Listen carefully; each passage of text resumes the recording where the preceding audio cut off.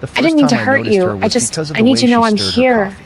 You're Not not fast, alone. not distracted, slow, almost hypnotic, like she had all the time in the world to let sugar dissolve. The cafe was loud that evening, voices bouncing off brick walls, steam hissing from the machine behind the counter. But she sat there at the corner table, unbothered, wrapped in her own quiet. I knew her already, of course. Everyone knew her as his mom. The one who smiled when you came over, offered food you weren't hungry for, asked questions that felt warmer than you deserved.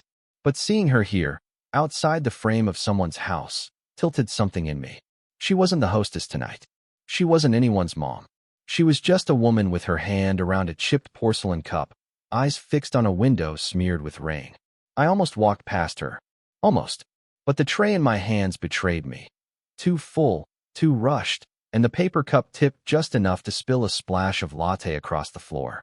The sound made her glance up, sharp and quick, and our eyes met. I muttered an apology and bent to mop it up with two mini napkins, my hands clumsy, throat dry. She shifted her chair back to give me space, but not far. I felt her gaze on me, patient, unhurried. "You're fine," she said finally, her voice low enough that I wasn't sure if she meant the floor or me. The barista called my name too loudly, breaking whatever moment had started threading itself between us. I collected my drink, set the tray down, and before I could think, carried it toward her corner. My shoes scuffed against the tile, louder than they should have. She raised her brows, just slightly, as I hovered near her table. I should have left. I should have sat anywhere else. But I gestured toward the empty chair opposite her, and after a pause that stretched long enough for me to feel heat rising in my neck, she gave the faintest nod. I sat. For a few minutes, we didn't speak. The rain outside filled the silence, steady. Against the glass. She lifted her cup, fingers brushing the rim, and I noticed how carefully she held it. Like it mattered, this fragile thing in her hands. I sipped too quickly from mine, burned my tongue, and tried not to wince. She caught it anyway. A flicker of amusement passed through her eyes, softened almost immediately by something harder to read. She looked down again, stirring what was already stirred. I wanted to say something, anything, but the words tangled in my throat. So I watched the droplets chase each other down the window, and from the corner of my vision, I saw her watching too. When the lights dimmed slightly, signaling closing time soon, she gathered her bag but didn't stand. She lingered, shoulders turned just slightly toward me, as though waiting. I opened my mouth, finally ready to speak, when she reached for her scarf and stood. She didn't look at me as she wound the fabric around her neck, but her hand hesitated just a second too long when it brushed against the table. "Good night," she murmured. Not to me exactly, not to anyone. And yet, when she stepped into the rain, I couldn't shake the feeling she'd left something unfinished between us. Something I wasn't meant to ignore. I told myself not to think about her after that night. People pass through cafes, through lives, like shadows on glass. You notice them, maybe even pause, but they keep moving.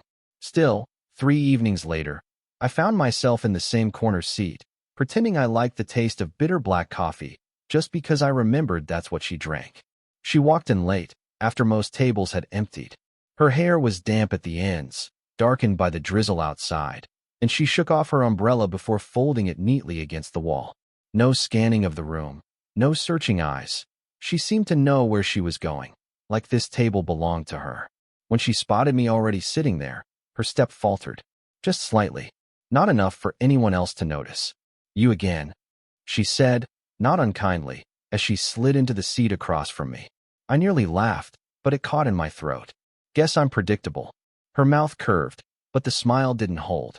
She kept her coat on, fiddling with the strap of her bag, as though reminding herself this was temporary. We tried for small talk. Weather, the unreliable bus, the pastry case nearly empty at closing time, but every word had weight behind it. She kept her eyes on her hands, tracing the rim of her cup with one finger. I found myself leaning forward, straining to catch whatever she didn't say. It hit me then. This was wrong. Not in the cheap, obvious sense, but because of who she was. My friend's mom. The one who made casseroles when we stayed too late playing games in her living room. The one who asked if we'd eaten before she set out bowls we didn't need. Sitting across from her now, watching the careful way she avoided my gaze, felt like breaking some unspoken rule. She must have felt it too. At one point she stopped mid-sentence, staring down at her untouched coffee. "I shouldn't be here," she whispered, almost to herself. The words sank between us like a stone in water. I opened my mouth, closed it again. My fingers tapped the cup nervously until I forced them still. "I didn't mean," I started, then stopped. What didn't I mean? That I wanted her here? That I'd been hoping for it? Her eyes lifted then, finally meeting mine. Whatever I'd planned to say disappeared. There was exhaustion there, yes, but something else too. Something fragile, like she was waiting for me to say the wrong thing. So I said nothing. The silence stretched, the kind that made you too aware of your own body. The way my knee bounced under the table, the way her scarf slipped a little from her shoulder. I wanted to reach out, to fix it, but my hand froze halfway to my own cup. She noticed. Her gaze flickered to my hand, then back to my face. "You're kind," she said, though her voice caught on the word, as if she wasn't sure if that was a compliment or a warning. I swallowed hard. Or just clumsy. That pulled a real smile from her, small but unguarded. It faded almost instantly, replaced by that same hesitation. She lifted her cup, fingers brushing the edge of mine as she did. Not a touch, not exactly, just a whisper of one. I didn't move. Neither did she. The rain outside beat harder against the glass. The cafe nearly empty, the air between us tight with something neither of us had dared name. And when she finally drew her hand back, I had to grip the table to keep from following it. The next time we saw each other, it wasn't planned. I told myself that every few minutes, as though rehearsing a defense I'd need later. I hadn't looked for her. I hadn't timed it. Yet there she was again, the cafe's light catching in her hair, the corner seat opening as though it had been waiting for her. She sat across from me without asking this time. No raised brow, no hesitation. Just set her bag down and exhaled softly, as though the day had been heavy and she had nowhere else to set it down but here. "You always studying in this place?" she asked, glancing at the books spread on the table. "Trying to," I said. My voice cracked on the word trying. Her laugh surprised both of us. Short, real, slipping out before she caught it. She covered her mouth as if it had betrayed her. That tiny gesture undid me more than anything else could. I wanted to ask why she laughed. I wanted to ask why she kept coming back. Instead, I asked if she wanted to try the muffin I hadn't touched. She shook her head, then reached anyway, breaking off a piece with careful fingers. We ate in silence. It wasn't the silence of strangers anymore. It had grown heavier, weighted with the things we hadn't said. I watched her fingertips brush crumbs from the table, the way she avoided looking up, and I felt the words burning against my teeth. "You know," I began, then stopped. Her eyes lifted, waiting. "I shouldn't," the sentence died there. My hand tightened around my cup, the cardboard sleeve damp from condensation. "You shouldn't what?" she asked, and for the first time her voice wasn't guarded. It was steady, direct, almost daring me. The truth balanced on the edge of my tongue. "I shouldn't want this. I shouldn't want you." Instead I said, "I shouldn't bother you so much." Her shoulders softened. She smiled faintly, but her eyes didn't match it. "You don't." The words were simple, but they hung between us like a rope, tugging me closer. I leaned forward before I could think better of it. My elbow brushed hers on the table. The touch was barely there, just fabric against fabric, but the heat of it shot through me. She didn't move away. She didn't move at all. I think she would have said something then. I think I would have too. But the barista called out her order. 1 chai latte, extra cinnamon. Too loud, too sharp, breaking the fragile air we'd been weaving. She flinched, almost guilty, then stood quickly, chair legs scraping against the floor. Her scarf slipped from her shoulder again, and for a second I almost reached for it. Almost. She collected her drink, her back to me, and I stared at the steam curling from the cup she cradled in both hands. My chest ached with everything I hadn't said. When she returned, she didn't sit immediately. She hovered by the table, eyes flicking to the door, then back to me. "I shouldn't stay long," she murmured, though she set her cup down anyway. My throat was dry. "Then why did you?" Her gaze snapped to mine, startled, almost caught. She opened her mouth, closed it, then took a slow sip instead. The question lingered unanswered, sharp as a blade, as the cafe lights flickered low for closing time. And I couldn't tell if she'd just admitted more in her silence than she ever would in words. The cafe was quieter than usual, The kind of quiet where every sound sharpened, the scrape of a spoon against porcelain, the hiss of milk frothing, the occasional cough from the old man reading by the window. She and I sat across from each other again, as though this table had somehow become ours. She had ordered tea this time, not coffee, and the steam curled up around her face. I watched her tuck a strand of hair behind her ear, only for it to slip free again. She didn't bother fixing it a second time. "I keep telling myself not to come here," she said suddenly, eyes on the teabag string wrapped around her finger. I tried to smile, though my stomach tightened. "Then why do you?" Her lips parted like she might answer honestly, but she only shook her head. The silence after was unbearable. I sipped my drink too quickly, scalding my tongue, and set the cup down harder than I meant to. She flinched at the sound. "Sorry," I muttered. Her gaze softened, though she didn't look away. "You're always apologizing." I shrugged, words fumbling. "Feels safer than saying what I'm actually thinking." Her hand stilled on the table. She tilted her head, studying me, and for a moment it felt like she could see right through the thin excuses I kept stacking up between us. "What are you thinking?" she asked. Her tone wasn't teasing. It was careful, measured, like she already knew but needed to hear me risk saying it. The air thickened. My throat went dry. I opened my mouth, shut it, then tried again. "I think this doesn't feel like just coffee anymore." Her breath caught, barely audible. She set her cup down too slowly, her fingers trembling enough that the porcelain clicked against the saucer. "Don't," she whispered. The word stung. Not because it was sharp, but because it was desperate, like she was trying to convince herself as much as me.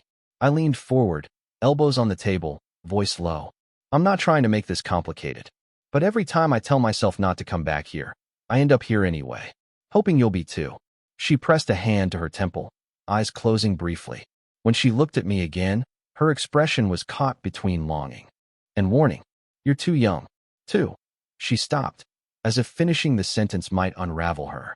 I almost laughed, not because it was funny, but because it was the weakest shield she could have picked. "You don't even believe that," I said. Her eyes flashed, then softened immediately, shame creeping in at the edges. She reached for her tea, but didn't drink. Her hand lingered on the cup, knuckles white. I watched her fingers, how tightly she gripped that fragile porcelain, and without thinking, my hand shifted closer. Close enough that if she moved just slightly, we would touch. She noticed. Of course she noticed. Her gaze dropped to the space between us, then lifted slowly back to my face. We sat there, caught, the world outside blurring into rain-slick glass and passing headlights. Neither of us moved. Neither of us breathed. Then her phone buzzed against the table, violent in the silence. She jumped, nearly spilling her tea. The screen lit up with a name she didn't show me. She turned it face down, jaw tight, hand trembling just enough that I wanted to reach across the table and steady it. But I didn't. I couldn't. Her eyes met mine again, wide, uncertain, begging me not to ask. And in that unfinished stare, with her hand hovering so close to mine, I realized we were already far past the point of pretending this was ordinary. The next time, I almost didn't go. I told myself it was better to put distance between us, to let the last charged silence fade back into something ordinary. But the thought of her sitting there alone, maybe wondering why I hadn't come, was enough to pull me through the rain and into the cafe again. She was already there, coat folded over the chair beside her, hair damp from the weather. Relief passed across her face when she saw me, so quick I might have imagined it. She gestured to the seat without a word. We settled into that familiar, not quite comfortable rhythm. Her stirring sugar she never tasted, me pretending to read a book I couldn't focus on. The air between us was fragile, as if the wrong movement could shatter it. Then the door opened, and a voice cut through the quiet. "Mom." I froze. He stood there, my friend. Her son. The reason this had always felt forbidden, suddenly standing in front of us with damp shoes and a backpack slung over one shoulder. His eyes flicked from me to her, confusion settling in. "You didn't tell me you were coming here," he said, dropping into the seat beside her like it belonged to him. She cleared her throat, too quickly. I needed some air. "Thought I'd get tea." "And you?" he said, turning to me. "What are you doing here?" The question was casual, but it landed heavy. I fumbled for an answer. "Studying." Just ran into her. My friend nodded slowly, though his brow furrowed. He didn't press. But the way his mother wouldn't meet his eyes said everything. I watched her sip her tea with hands that trembled faintly. Watched the way her son talked about his day, oblivious to the tension sitting thick between us. Every laugh he tried to share with her bounced against the wall of her silence. And me, I couldn't breathe right. Every second felt stolen, dangerous. I shouldn't have been there. When he finally excused himself to the counter for a refill, she leaned in, her voice a whisper meant only for me. This can't happen. Do you understand? Her eyes shone, not just with fear, but with something rawer. Regret. Longing. The same thing I carried in my chest. I understand, I said, though my throat burned with the lie. She exhaled, pressing her palm flat against the table, as if grounding herself. Her fingers spread, close to mine, not touching. Her hand hovered there, trembling just enough for me to know she wanted to close the distance that I almost did. I almost reached across, reckless. But her son's footsteps returned before I could. She pulled her hand back sharply, knocking her cup over in the process. Hot tea spilled across the table, seeping into napkins, dripping onto the floor. He rushed forward, grabbing more napkins, asking if she was okay. She smiled too brightly, waved it off as nothing. But I had seen the truth in the space between us, in that almost touch and the shake in her voice. We were standing on a line we couldn't keep pretending wasn't there.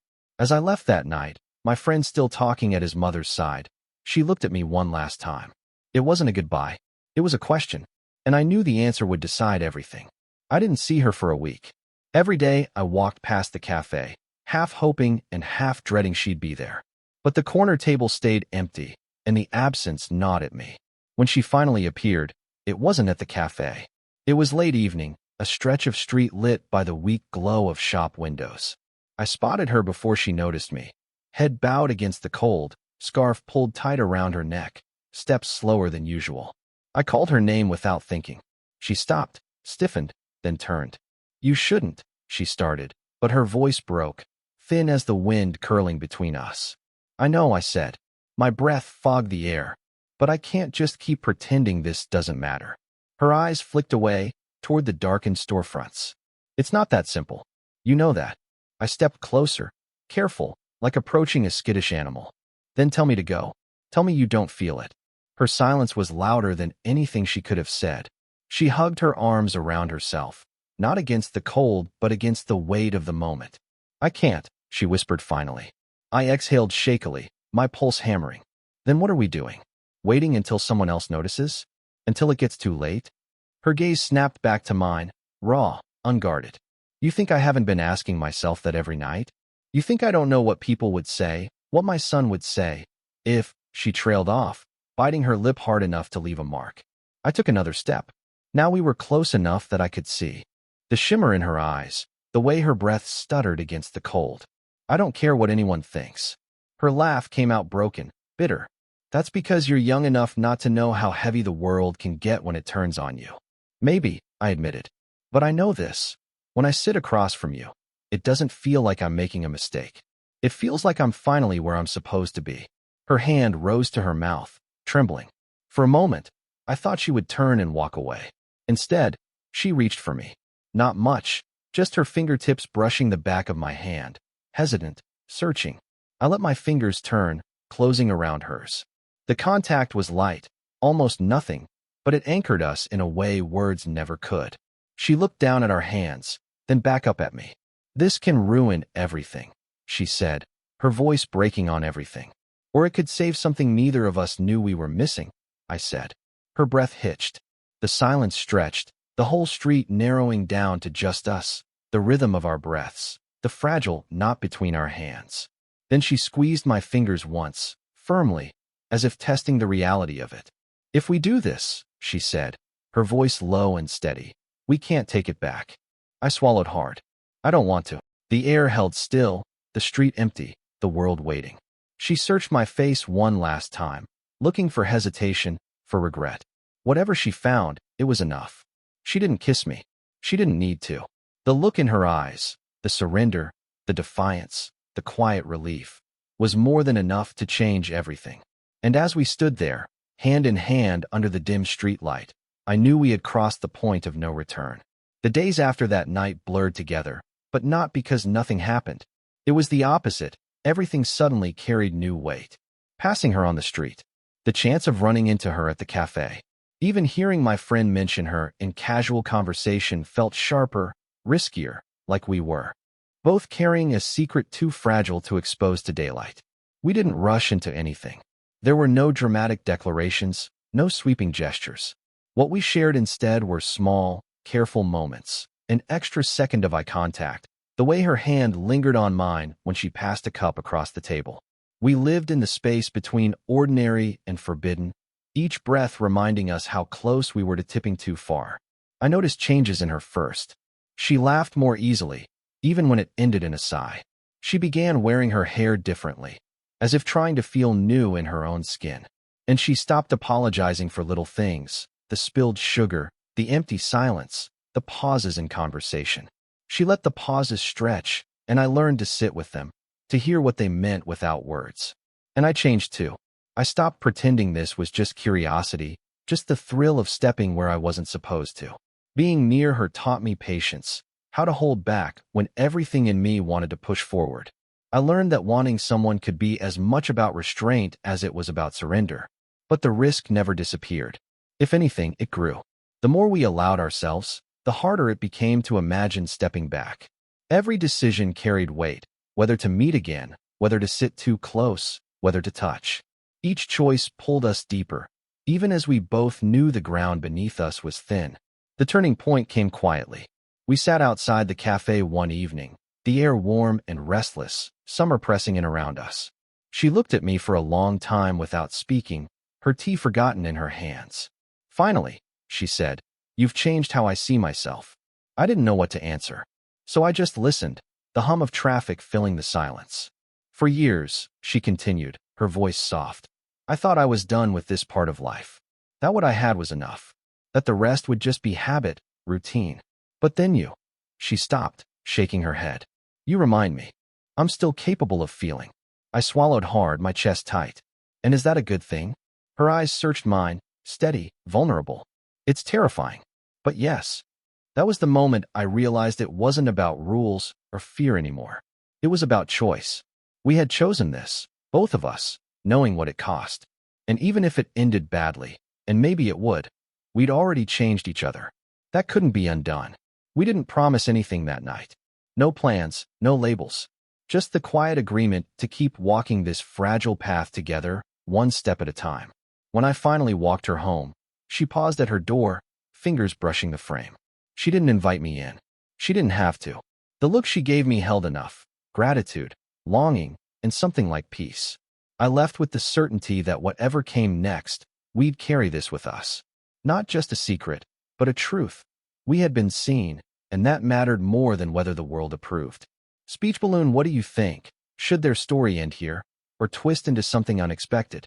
Would you want to see them discovered, or watch how they hide in plain sight? Tell me where you'd take it next.